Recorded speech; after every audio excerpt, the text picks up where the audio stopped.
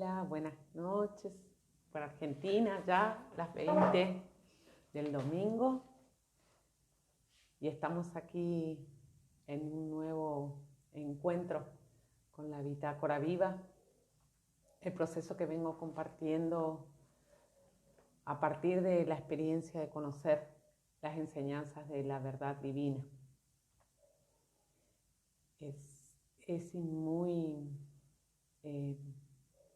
importante para mí este espacio, porque más allá de que la experiencia no pueda ser transferible, porque es absolutamente personal y tiene que ver con mi relación con Dios, realmente experimenté a través de los análisis de casos, entre comillas, de todos los videos y los materiales que compartimos, el inicio de un proceso de transformación para mí sumamente importante. La verdad es que no sé si la palabra es importante. Singular, único, no había experimentado algo igual hasta este momento. Saludo a la gente que se conecta. Hola Nati, gracias. Hola Ana, muchas gracias por la compañía. ¿Me dicen si se me escucha bien? Hoy estoy un poquito más lejos de la cámara. Bueno, y sentí necesario un poco, acompaño este proceso por si alguien escucha por primera vez este video o los anteriores que voy subiendo al canal de Paradoja. Comparto este proceso, acompaño el proceso con algunos materiales durante la semana de lo que voy experimentando y también lo que va compartiendo Iván del sitio unplandivino.net, que con ese nombre también tiene el canal de YouTube, camino que venimos compartiendo en este tiempo. Y entonces me pareció sumamente necesario, si se quiere, como que tengo un cuaderno acá, que hacer un paneo general de la circunstancia en la que estamos enmarcando esta realidad que estamos viviendo. Y por qué el valor trascendental, o no sé si la palabra es la urgencia, pero sí, la trascendencia, la importancia, el nivel de compromiso con este proceso que está dado de lo individual a lo colectivo.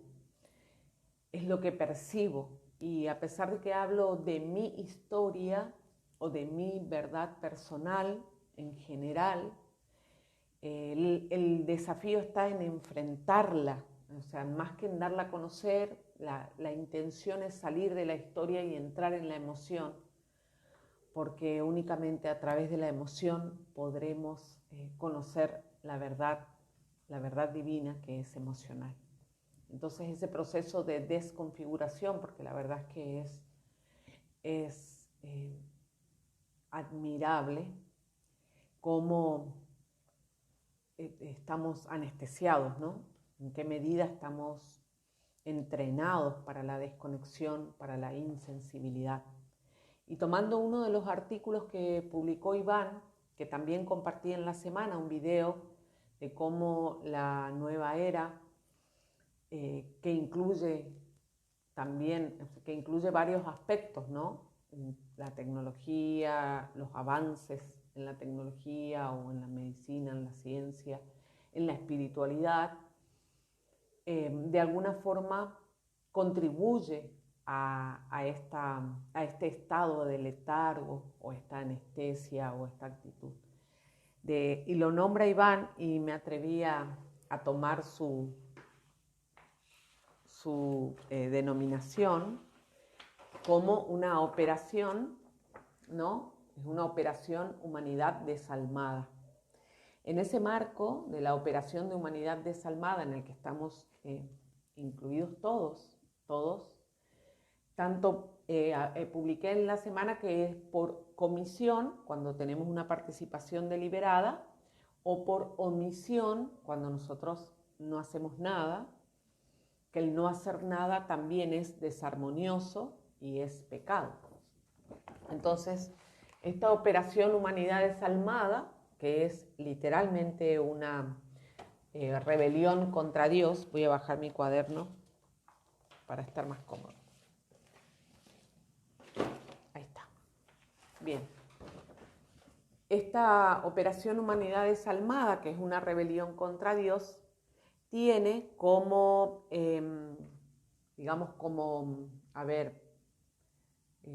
conflicto principal, no sé si la palabra es conflicto, pero como juego principal, como estrategia principal, la lucha por el control de las almas. Es decir, en realidad, como muchas veces, incluso nosotros cuando estamos enojados con cosas que nos pasan, nos enojamos con Dios y a veces hacemos daño de alguna forma a otros o al entorno, o en una actitud de rebelión contra Dios, como que en el fondo la emoción que subyace es de venganza o de resentimiento, intentando, creyendo que uno puede de alguna manera dañar a Dios también a través de alguna de sus creaciones. Y básicamente es la lógica que sostiene este juego, digamos, esta rebelión contra Dios y que se refleja en la lucha por el control de las almas, que somos nosotros, todos sus hijos e hijas, está, digamos, llevada adelante por los encarnados, que somos quienes participamos, y los desencarnados, que son quienes ya están en el mundo espiritual. En la parte de los desencarnados, que somos nosotros, principalmente una de las cuestiones más favorables o de los factores que favorecen es el deseo de ignorancia, sobre todo en relación a la verdad, el deseo de no conocer la verdad. O sea, hacemos tenemos fundamentos absolutamente ilógicos con tal de hacer prevalecer nuestra verdad. Nuestra verdad dista, desde el concepto mismo y hasta cualquier argumento que tengamos, dista totalmente de lo que es la verdad de Dios, la verdad absoluta. La verdad hay una sola, y justamente eso es en lo que diferimos todos. O sea, al ser una sola, vayamos por el camino que vayamos, indefectiblemente vamos a llegar a la verdad, pero seguimos insistiendo en que sea nuestra verdad. Entonces, lo que hacemos es, de alguna manera, un fraude para poder esquivar, o sea, para poder seguir sosteniendo la ilógica respecto a la condición ilógica respecto a nuestra verdad. Hablo en general, nuestra verdad como humanidad, en este deseo de no hacer lugar de ninguna forma a la verdad absoluta, a la verdad de Dios. Eso, por un lado, desde nuestro lugar, ¿no? Y bueno, que se refleja, por supuesto, en el miedo, en la adicción a la fachada, en la contribución a la fachada, en la no fe, porque inclusive desde el punto de vista religioso, históricamente es posible identificar una versión de Dios totalmente opuesta, incluso en el sitio Divine Truth,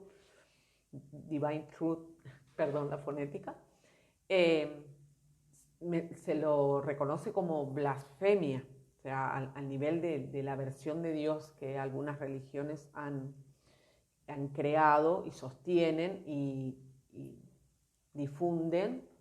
Entonces, de alguna manera, esa no fe sigue estando por debajo, inclusive en los sitios de la fe.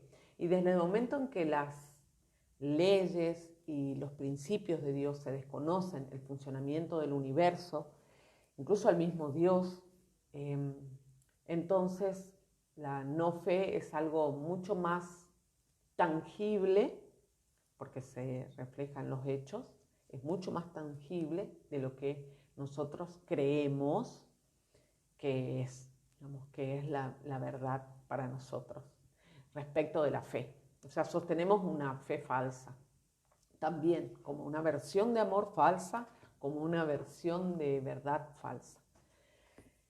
Esta participación de los desencarnados, que acompañan a los encarnados y que tienen como principal objetivo esta puja, llevar adelante y sostener esta puja, y en la que participan principalmente, y tengo acá el sitio de Iván, quería leer textualmente como él lo escribió, voy a enlazar después en la descripción del video.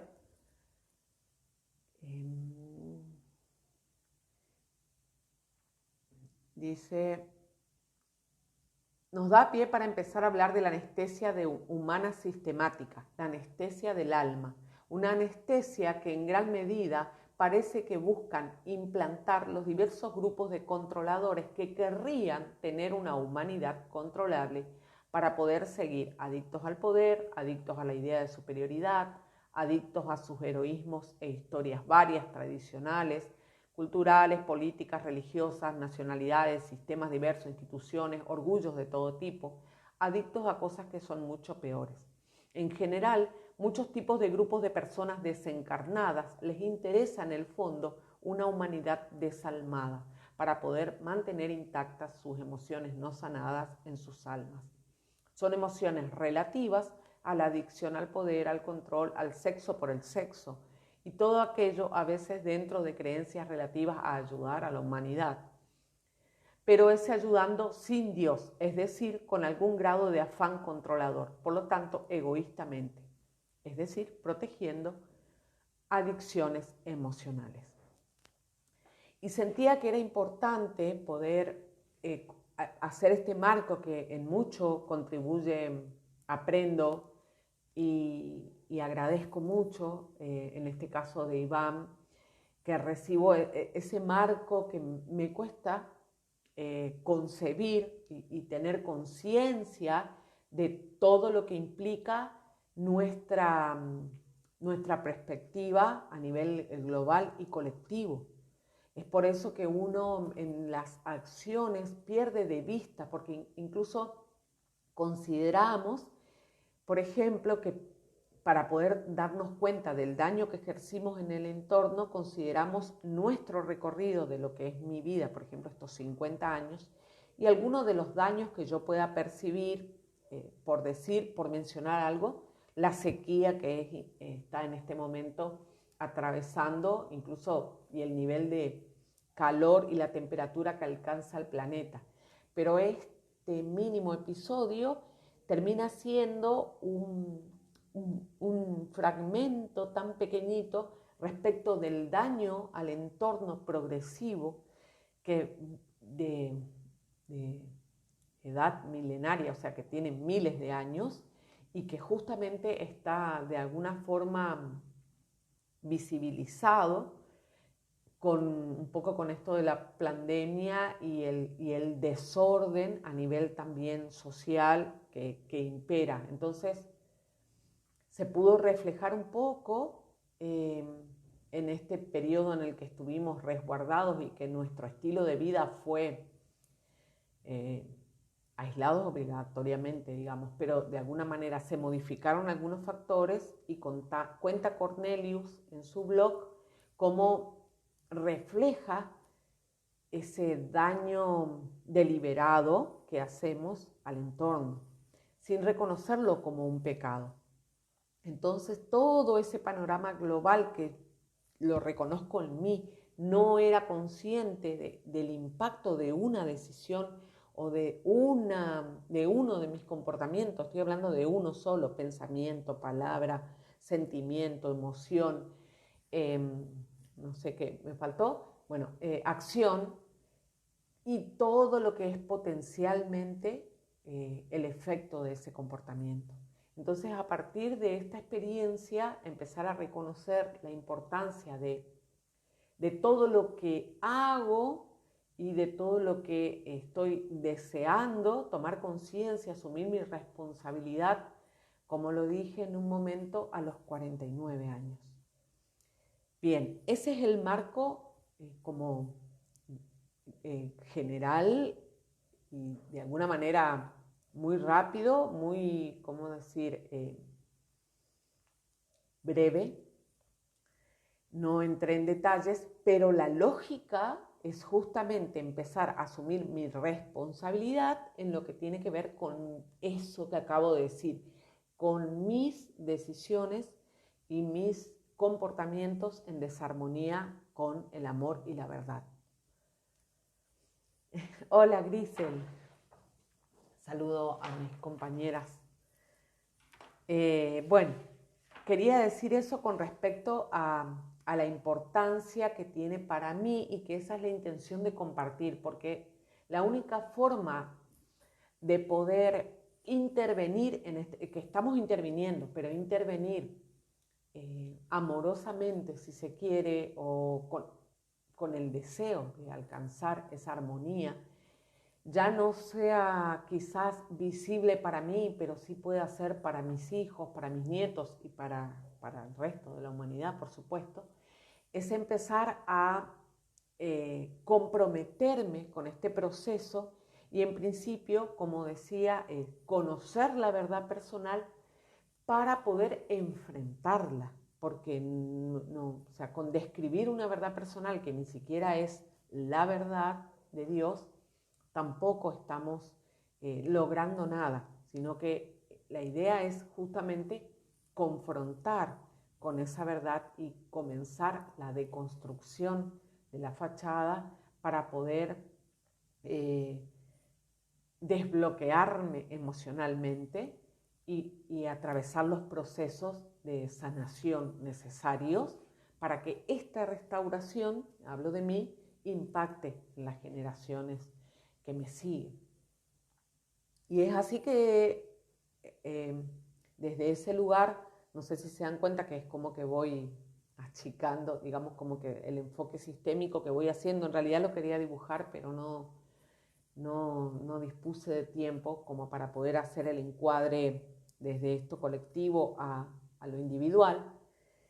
El foco está en las relaciones padre, madre e hijo, que es donde nace, y a su vez en cada una de las consecutivas conformaciones familiares, o sea, de cada una de las generaciones, es donde nace este vínculo que para nosotros tiene una lógica y para la perspectiva de Dios tiene otra lógica, y que de pronto abre la oportunidad de poder restaurar de alguna forma estas relaciones, sanarlas a través de el proceso de perdón y el de arrepentimiento, pero al mismo tiempo propender a anticiparnos a que las próximas generaciones puedan contar con con la verdad divina, con estas enseñanzas para evitar, o sea, para prevenir, para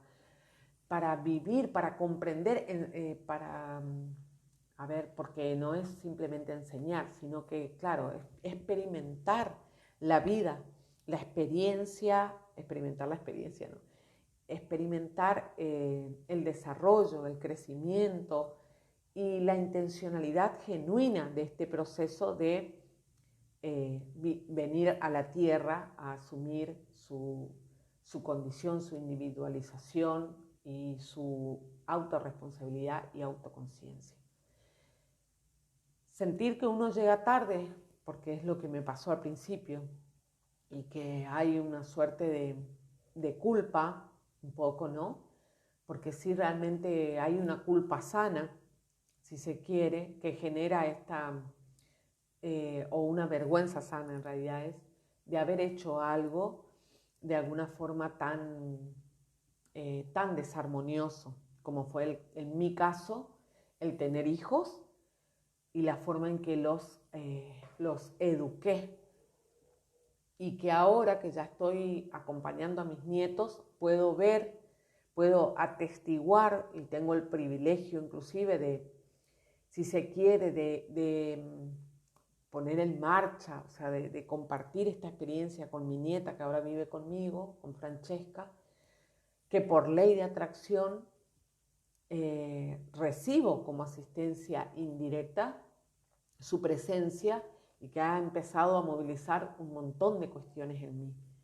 Entonces es la intención de venir a compartir eso para poder de alguna forma invitar, porque es simplemente eso, digamos, la intención es invitar a cada uno a acercarse a su propio proceso, a indagar, a preguntarse, a mirarse, quizás a empezar a amarse, porque cuando uno comprende que nuestro concepto de verdad y de amor eran fraudulentos, también comprende que en realidad una de las cosas que no sabíamos era amar.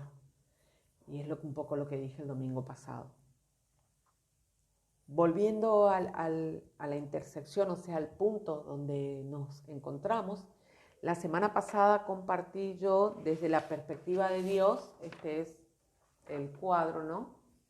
El rol de padre, madre e hijos desde la perspectiva humana y desde la perspectiva de Dios, que está en el video anterior. Para quienes lo vean en diferido, pueden mirarlo en el video anterior. Voy a tratar de no detenerme en este caso en este gráfico. Y ahora sí poder ir a lo que es el rol de padre y madre desde la perspectiva de Dios directamente. O sea, cuál es la intención. En principio, cuando uno comprende que el amor y la verdad son las energías, o sea, son las emociones subyacentes, los principios que rigen el funcionamiento del universo, de sus leyes, entonces de alguna forma es indiscutible, o sea, de ninguna manera se puede decir que hay ni un error y algo desamoroso. Entonces siempre cuando en lo personal percibo que algo es desamoroso, para mí, por ejemplo, algún suceso, automáticamente, bueno, no, automáticamente, porque no es así, al contrario, automáticamente siento que es desamoroso, pero cuando me puedo dar cuenta, reconozco que estoy viendo desde la perspectiva humana, que me estoy rebelando contra las leyes de Dios y que no estoy pudiendo sentir en profundidad cuál es el verdadero mensaje de la circunstancia que estoy viviendo. Por lo tanto, reconocer que el amor es algo transversal en toda la experiencia de Dios es lo que me permitió identificar, por ejemplo, la discrepancia que había entre mi experiencia de maternidad y lo que Dios pretende al darnos esta posibilidad de ocupar, si se quiere, entre comillas, el rol de padre y madre, que no somos los verdaderos padre y madre, el rol de padre y madre desde la perspectiva de Dios, pero en la tierra. Me enredé un poco ahí. Acá tengo el cartel que hice para eso. Ya lo perdí. A ver. Acá está. Bien. Entonces, volviendo a lo anterior, Dios es el verdadero creador, no el verdadero, es el único. Es el creador de todas las almas. Por lo tanto, Dios es el verdadero Padre, Madre, el único Padre, Madre. Él enmarca toda experiencia en una misma estructura completa bajo la que funciona todo el universo. Entonces, ¿por qué digo una misma estructura completa? Porque generalmente lo que a nosotros nos invita a hacer nuestra perspectiva humana es a considerar que una cosa funciona con una lógica, este otro asunto funciona con otra lógica, este otro asunto funciona con otra lógica. Y sin embargo, el desafío para nuestra perspectiva humana de comprender la lógica de Dios, que es emocional, está relacionado con esa concepción nuestra de lógica, que es ilógica, que no es lógica y que no es universal, tampoco absoluta, es relativa. Por lo tanto, cuando nosotros queremos comprender, por ejemplo, el rol de padre y madre, usamos una matriz y una lógica. Cuando queremos comprender, una cuestión de otro vínculo, una relación de amistad, tenemos otra lógica. Cuando queremos comprender la relación de pareja, tenemos otra lógica. Y sin embargo, lo que Dios tiene es una lógica matemática perfecta que permite incluso la predicción, o sea, absolutamente predecible, o sea, no juega, no hay especulaciones, no hay supuestos, no hay conjeturas, no se puede como que estimar, ¿vieron ese procedimiento que hacemos como así, sí, especulativo? Y entonces, según la relación, según las personas varía, con este hijo así, con el otro hijo así, y depende de las circunstancias. Entonces, todo lo que hacemos es generalmente conservar determinados vínculos con determinadas reglas, con determinadas leyes, según cómo estemos, inclusive de humor, porque tampoco por más vínculo que sea, hablo de pareja, hay días que estamos bien, hay días que estamos mal y como que todo eso es muy volátil. Entonces, volviendo a Dios, lo que tiene Dios es que, es lo que quise decir, aunque suene redundante, una misma estructura completa, o sea, una sola, la única, la unicidad bajo la que funciona todo el universo, cuyas leyes y principios están basados en el amor y la verdad infinitos, que nos permiten conocer y amar a Dios. O sea, esas leyes y principios, o el camino del amor y la verdad, que es el camino de Dios, amor, verdad y humildad, que son los que nos permiten conocer y amar a Dios a través de esas leyes. Por lo tanto, esta restauración desde nuestra parte, porque Dios jamás ha disuelto su vínculo con sus hijos, son sus hijos e hijas los que hemos disuelto el vínculo con Dios, y lo asumo en primera persona. Hasta hace muy poco tiempo seguía sintiendo vergüenza, imagínense el nivel de distorsión, de distancia que hay con nuestro padre y madre, que uno tiene vergüenza, que me pasó a mí, de hablar constantemente de él, ¿no? De verlo en todas partes, como una suerte de juicio respecto del fanatismo que hemos visto en otras prácticas culturales, como de cierta también imposición, como necesidad de convencer. Entonces, un poco como que asociaba a esa experiencia, ¿no? Como que era una cuestión invasiva. Y sin embargo, cuando conocí el libre albedrío, que es uno de sus regalos, y pude comprender este proceso y el uso de la voluntad, y sobre todo las implicancias de mis comportamientos, que lo experimenté en primera persona, para mí se abrió un universo o el universo, y comencé a, no sé si la palabra es a vivir, pero básicamente es lo que siento, reconociendo lo doloroso del proceso. Entonces, voy de nuevo.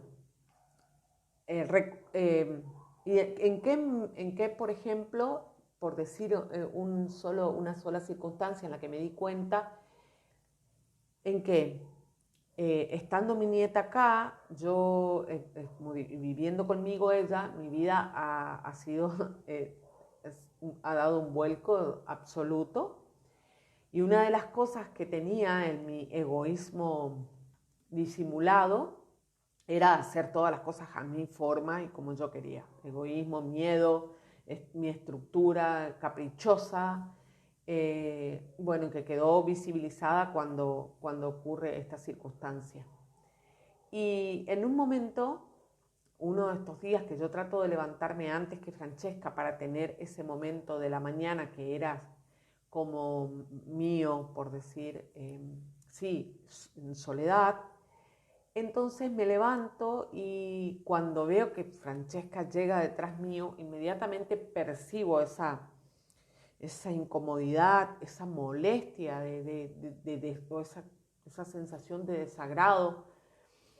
Y recordé el video que vi, en el que traduce Caro Buitrago, yo lo compartí en Paradoja, también creo que lo compartí en mi muro, en el que explica que el deseo de Dios de que experimentemos estos roles en esta experiencia, padre y madre, era saber lo que se siente ser padre y madre. Pero sabiendo yo que las leyes de Dios son amorosas, yo reconocía que de ninguna manera un Dios que ha diseñado un sistema infalible, correctivo, que busca la redención de las almas, de ninguna forma sentiría eso al ver a un hijo. Y me di cuenta que esa actitud que yo tenía en ese momento de rechazo hacia Francesca al momento que ella se había levantado, porque yo sentía que no tuve tiempo de hacer mi ritual matinal, era absolutamente egoísta. Y de alguna manera me permitía no solo reconocer lo desarmonioso en mí respecto de Francesca, de cómo proyectaba en ella, yo estaba proyectando con esa incomodidad, con ese rechazo, estaba proyectando hacia ella esa emoción, sino que además estaba ocultando o huyendo de una emoción que tenía que ver conmigo, que está relacionada con el miedo, que está relacionada con una adicción, porque si hay egoísmo hay adicción, y de alguna manera era muy natural, porque yo no sé si ustedes vieron, pero el otro día me mostraban mis hijos a modo de ilustrar, por ejemplo, una mamá que en TikTok vieron que hacen muy breves los videos y puso, bueno, cuando la Bendy no se duerme y tenés que salir o tenés que ir al boliche. Y la mamá lo que hacía era un simple gesto, la criatura, bueno, era una nena de unos 4 años, por ejemplo, o sea, colaboraba con la escena, pero la mamá hacía un gesto simple de quebrarle el cuello, por ejemplo, o de hundirle la cabeza en la almohada, y se reía, y la gente se ríe de eso. Entonces yo hablo de natural, como que en cuanto está muy naturalizado, está muy, sí, normalizado el hecho de que uno sienta que los hijos joden. Y bueno, en este caso Francesca no es mi hija, pero es como que estamos compartiendo ese rol de alguna forma de cuidador y de, no sé, hija, pero un alma bajo mi cuidado.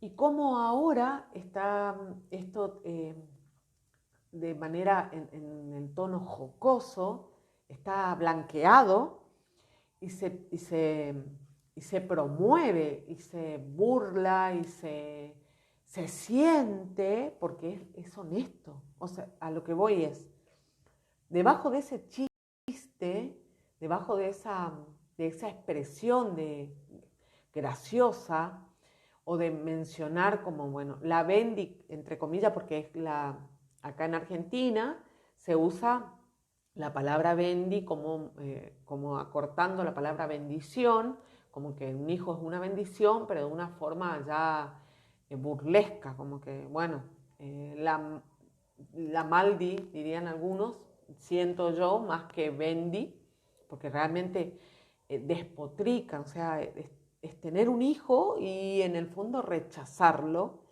deliberadamente.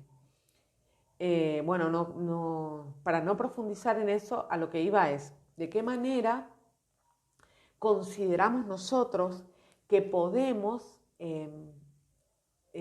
justificar esa desarmonía y reconocer cómo de pronto el rol de madre o padre termina siendo un deliberado ataque y a mínima escala, si ustedes ven, es una rebelión contra Dios, contra un alma, o sea, atacando a un alma que está en mi cuidado y que yo en realidad es como que de pronto, sin siquiera asumir la responsabilidad de mi coparticipación en el hecho de tenerlo o haberlo deseado o no, me atrevo a justificar el rechazo.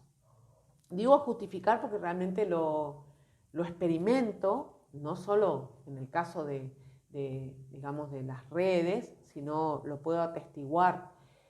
E incluso en relaciones de pares, bueno, yo tengo casi 50, pero el resto de personas que puede tener mi edad con otros vínculos, que no son propios, que se atreven a cuestionar. Entonces, básicamente esa lucha, o sea, de control sobre las almas, nace, si se quiere, y se ve muy favorecida por la forma en que ejercemos ese rol de cuidado nosotros. Pero no solo está, por un lado está esta cuestión de rechazo, entonces, de repudio, de desprecio declarado y solapado bajo el sentido del humor perverso, porque la verdad es que no da para nada gracia. También proliferaron durante el aislamiento los videos de los padres que estaban saturados y madres que estaban saturadas o del maltrato de algunos haciendo la tarea y la gente lo tomaba como algo bastante gracioso, lamentablemente, pero bueno, esa es la realidad de cómo nosotros percibimos y sentimos de fondo, que es válido sobre todo. Y lo que quería era leer algo que nos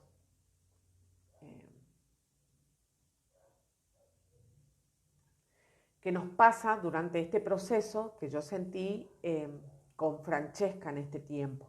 Porque por ley de atracción Francesca termina viviendo conmigo, que es una elección que es un pedido de Francesca, de mi nieta, a quedarse conmigo y que hablando con su mamá y en este proceso de sanación reconozco las cuestiones transgeneracionales, o sea que devienen de mis heridas y que pasaron a mis hijos y por lo tanto ahora mi hija también a sus hijos.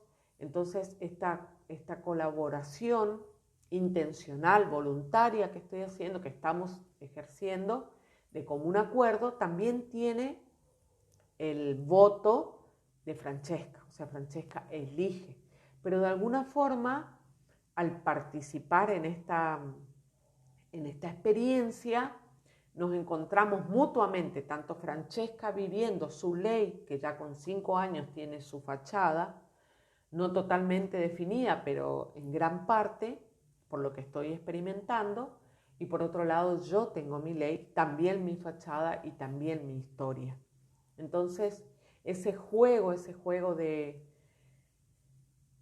proyecciones en las que nos encontramos y sobre todo de inercias, o sea, de la condición álmica que de pronto fluye en la inmediatez y el deseo de poder hacer algunos cambios para minimizar los daños que podamos provocar en ese intento de no caer de nuevo en una adicción o en el egoísmo. O sea, que no hacer de Francesca lo que yo quiero que Francesca sea, que fue un poco lo que hice con mis hijos, y a su vez que ella misma pueda conocerse como alma y habilitar su espacio sus propias elecciones y asumir sus propias consecuencias, su responsabilidad. Entonces, un poco reconocer, a ver, se me fue el... Acá está.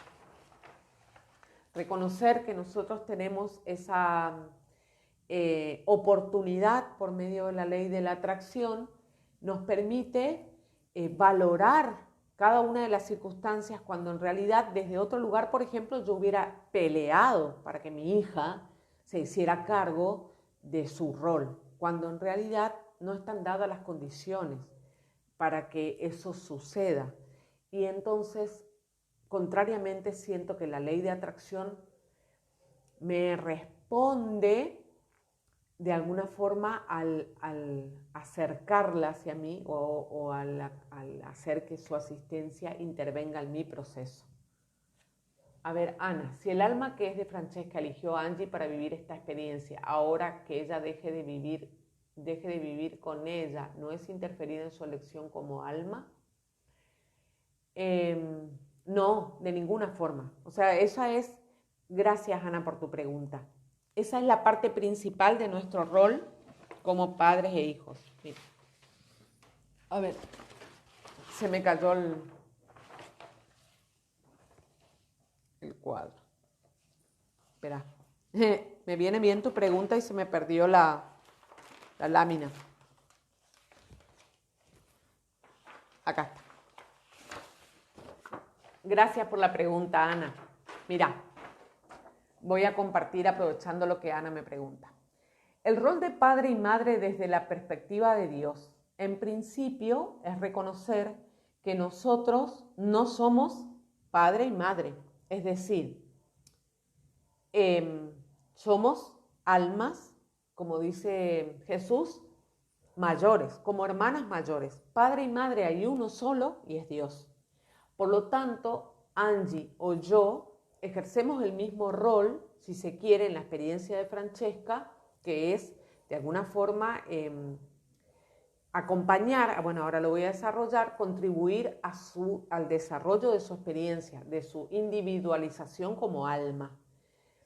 ¿Cuál sería idealmente el rol que hubiera tenido Angie? O sea, de alguna forma. En principio no es porque la elección de Francesca es la que hace que ella viva conmigo.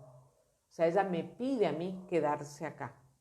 Y a pesar de que hemos tenido circunstancias en las que Francesca visita a su mamá, ella renueva el pedido de volver acá a dormir. O sea, reconoce este lugar, digamos, esa decisión y la valida constantemente. Y ella sabe que cuando ella desee, puede modificarla. En principio eso. O sea, no fue un acuerdo de adultos, fue invertido. Lo otro es que estamos conectadas porque las heridas que tengo yo, y las heridas que yo las heredé, como por ejemplo la vergüenza, la conmiseración, que están en mi relación de madre e hija con Angie, acá, o sea, estas heridas que yo recibo pasaron a través de mí a mis hijos. O sea que Francesca de pronto que esté con mis hijos, con su mamá, que sería esta en este caso, la mayor, acá, la mayor, y perciba o esté, digamos, haya recibido la herencia, el equipaje histórico con el que nos vinculamos, de alguna forma me permite a mí reconocer esos patrones e intervenir. Que si bien yo quise hacerlo con Angie en su momento, o sea, con los 4, pero ellos ya son adultos y ellos ya tienen su libre albedrío, o sea, yo no puedo obligarlos a participar de este proceso. No puedo obligarlos a que me perdonen o a desear el perdón o a arrepentirse de sus decisiones. Con Francesca tampoco es obligación, pero Francesca tiene una predisposición natural por ser niña todavía, con la humildad y con la espontaneidad, aunque esté la fachada, a modificar, a hacer efectivos los cambios. Cuanto más joven sos, más favorable y más fácil es poder modificar las creencias erróneas. Entonces, por eso es no interferir. Entonces, Francesca lo que está viviendo ahora es un cambio de cuidadores, si se quiere, ¿no? Y, a ver, ¿cuál es el propósito? En un momento les comenté que tenía que ver con sentir lo que siente un padre y una madre. Básicamente, amor infinito, porque es lo que Dios siente. Pero ¿qué pasa con nuestra perspectiva del amor? Es que difiere muchísimo de lo que es la relación, la concepción de amor humanamente. Y sobre eso quería leer, pero no sé si voy a llegar. Sí, parece que sí. Bien, entonces, ¿cuál sería el rol de padre y madre desde la perspectiva de Dios? Como objetivo, contribuir a la individualización, a la autorresponsabilidad y a la autoconciencia del alma, ¿sí? Entonces, para esto yo debería estar asumiendo mi individualización, ser autorresponsable y ser autoconsciente. Imagínense que yo lo estoy asumiendo a los casi 50 años. Por lo tanto, mis hijos no solo desconocen, sino que me desconocen en este momento, en este proceso. Es como que me vuelvo a presentar, porque fui fachada toda la vida de mis hijos y ahora me vuelvo a presentar en un nuevo, en una nueva relación, en un nuevo, no sé si la palabra es escenario, pero sí, y entonces hoy conversaba con uno de mis hijos en el almuerzo, pero no hay un interés, digamos, no hay un deseo, porque hay un desconcierto.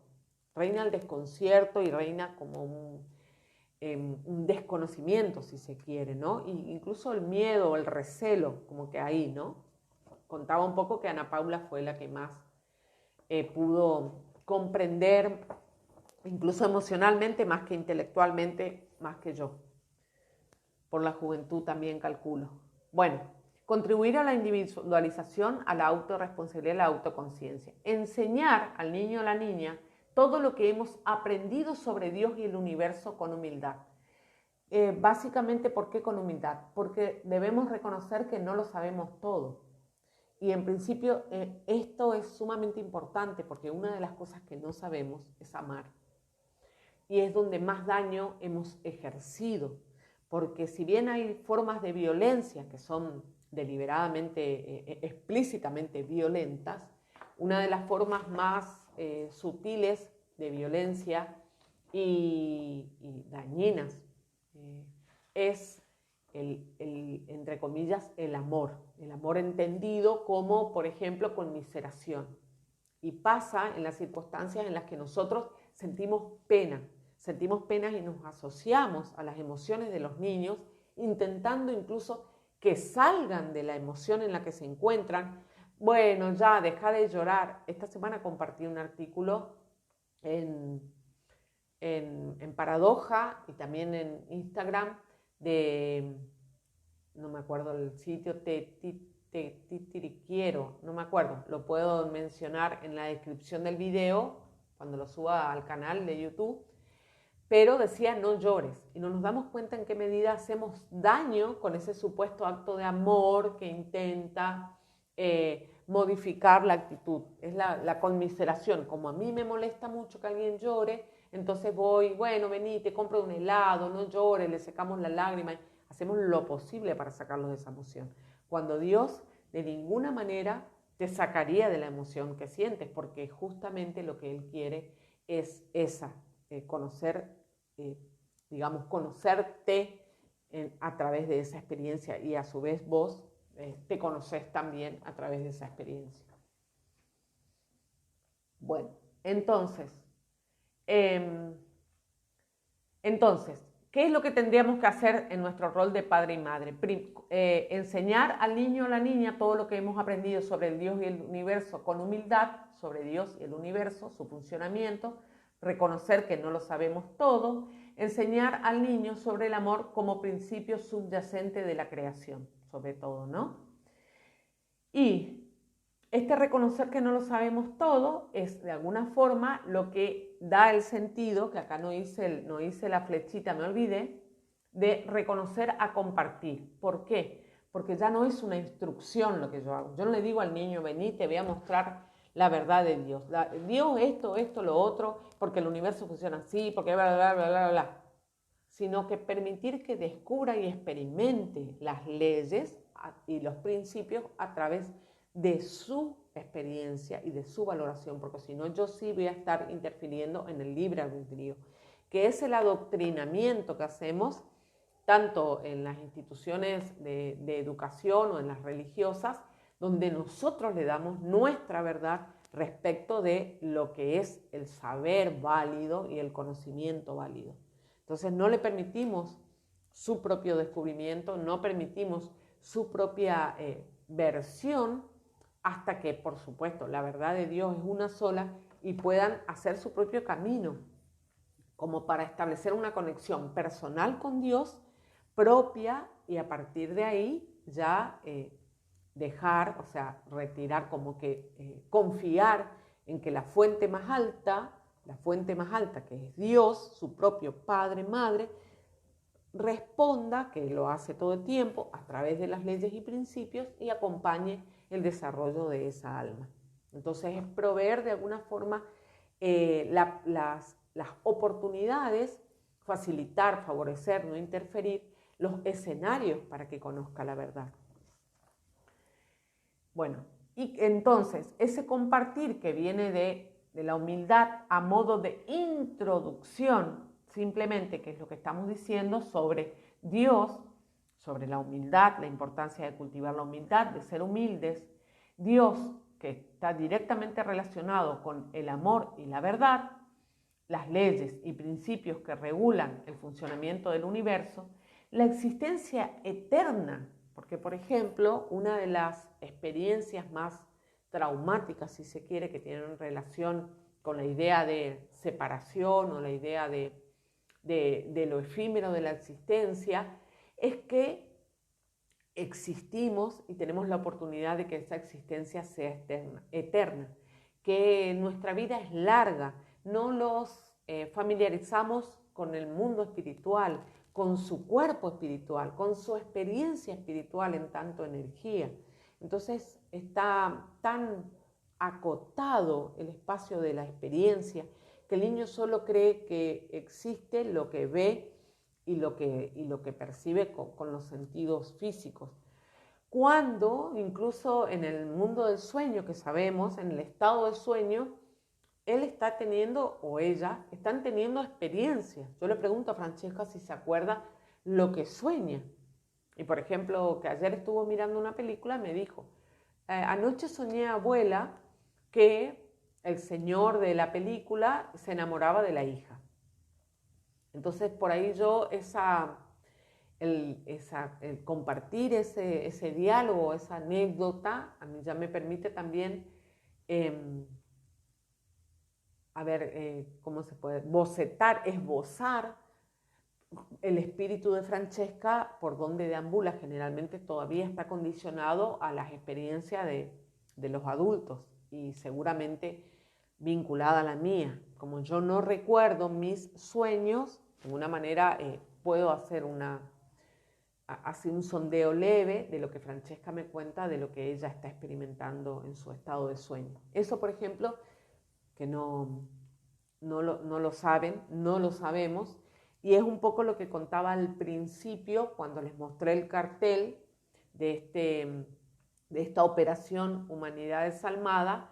Nuestro deseo de ignorancia, o sea, básicamente lo que estamos deseando es no saber y no conocer acerca de la verdad. Por lo tanto, eso hace que se vea fácil la tarea, o sea, sea cómodo ganar en la lucha por el control de las almas, ganar el poder basado en el miedo, porque al no conocer nosotros ni quiénes somos, ni nuestro poder, nuestro potencial como almas, estamos viviendo una experiencia de una forma muy miserable.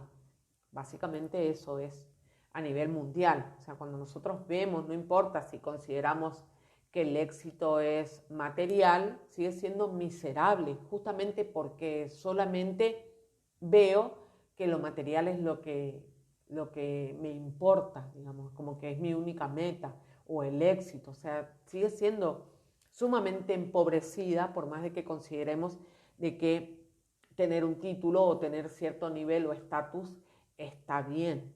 En algunas ocasiones es muy desarmonioso, es un edificio cuyo cimiento es el pecado, y aunque querramos creer que eso está bien o que es progreso o que es evolución, desarrollo, alcance, sin embargo, dista muchísimo de lo que implica el verdadero desarrollo desde la perspectiva de Dios. Por lo tanto, lo que hacemos con nuestros roles es mutilar esas experiencias, ¿no? Convertimos al alma en un bonsái para que sea cómodo, portátil y sobre todo amoldado, o sea, su naturaleza adecuada a nuestras necesidades, a nuestras expectativas, a nuestros deseos, y que a su vez están basados en el miedo. Entonces, lo que básicamente podemos, levanto así a ver si termino de mostrar, bueno, estas leyes y principios que en el marco de la voluntad y el libre albedrío, o sea, toda esta introducción en el marco del reconocimiento de la voluntad como la condición del alma en el presente y de la posibilidad de utilizarla con el libre albedrío, es decir, que se puedan tomar elecciones que permitan reconocer las consecuencias, tanto en términos de beneficio, cuando están en armonía con la verdad y el amor, que van a ser los resultados de abrazar la ley de Dios y que conllevan a la felicidad, o consecuencias que van a ser correctivas o que van a actuar a modo de correcciones, que sean el resultado de rebelarse contra la ley de Dios y que por lo tanto van a provocar dolor y sufrimiento. Si nuestro proceso de cuidadores de almas, digamos, de cuidadores más que padre y madre, pero bueno, padre y madre, tutores, referentes, cuidadores de almas, entre comillas, pequeñas, que no son, pero digo, recién llegadas a este plano, se abocara a este proceso, estaría altamente modificada la situación que estamos viviendo en todo sentido. Porque desde la perspectiva de Dios y desde el alma, digamos, hablando del verdadero yo, toda experiencia se transforma absolutamente. O sea, creo que realmente no podemos, en este momento, y hablo yo en general, nosotros, los que estamos tan acartonados, anestesiados, en modo zombie, y totalmente preocupados por nuestras necesidades, divorciados de Dios absolutamente, no solo divorciados, sino en rebelión contra Dios, lo que hacemos es transmitir esa perspectiva a los niños. Por lo tanto, ya tenemos una mini rebelión en gestión e incluso, como decía al principio, naturalizado la violencia, naturalizado el desprecio, naturalizado el rechazo en formas colectivas, masivas. Yo no sé si recuerdan, tengo un minuto, no sé si recuerdan cómo nos asombrábamos al principio de la actitud, entre comillas, llamábamos egoísmo, de indiferencia de los jóvenes respecto de esta, bueno, en realidad sí fue una operación a nivel colectivo llevada adelante por los desencarnados, principalmente influyendo sobre quienes toman las decisiones respecto del virus, que también compartí hace poco un comentario y un enlace a un video de por qué la verdad nos hará libres, para poder comprender lo que realmente está sucediendo. Y bueno, a lo que iba con esto es, nos asombraba la indiferencia y nos sigue asombrando la indiferencia de los jóvenes frente a muchas de las circunstancias que estamos viviendo, entre comillas, digo, dolorosas o de sufrimiento,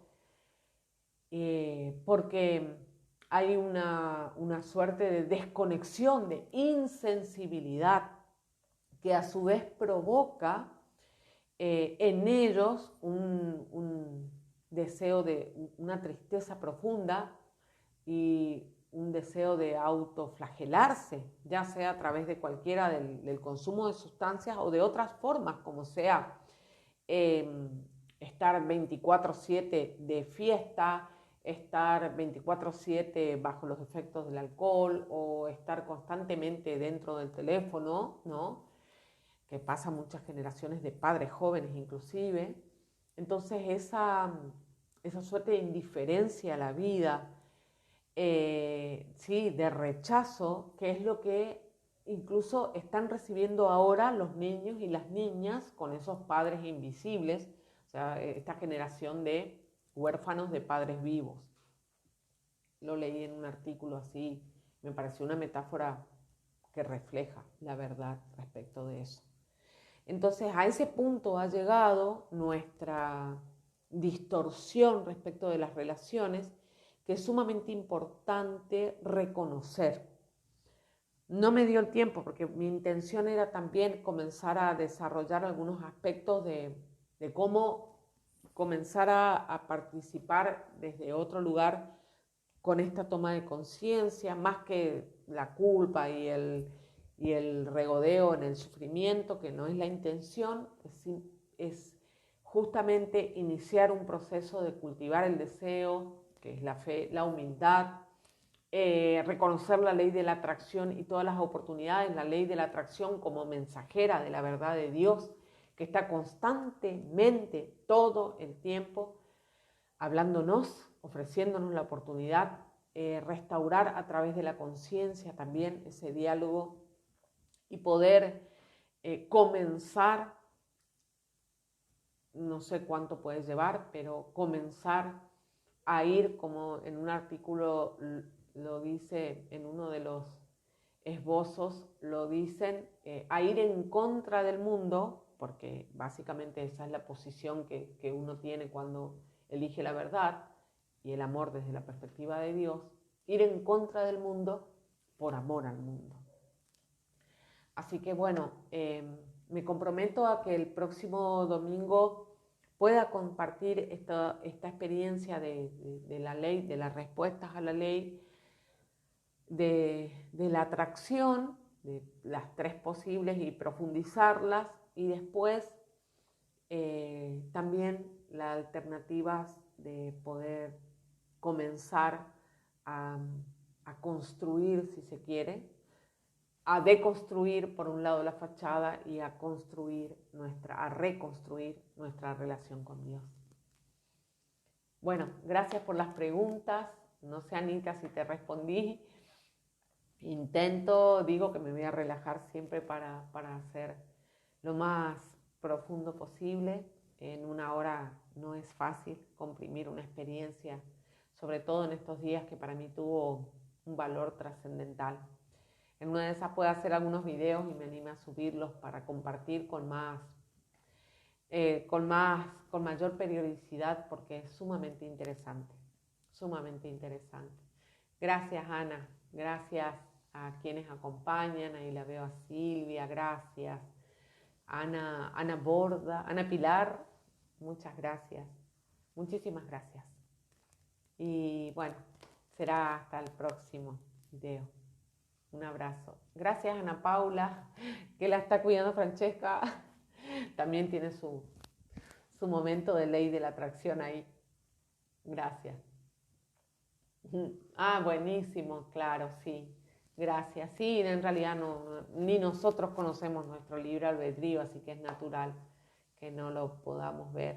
Sí, creería que hasta nos da miedo, básicamente, hasta dónde estamos anestesiados. Muchas gracias.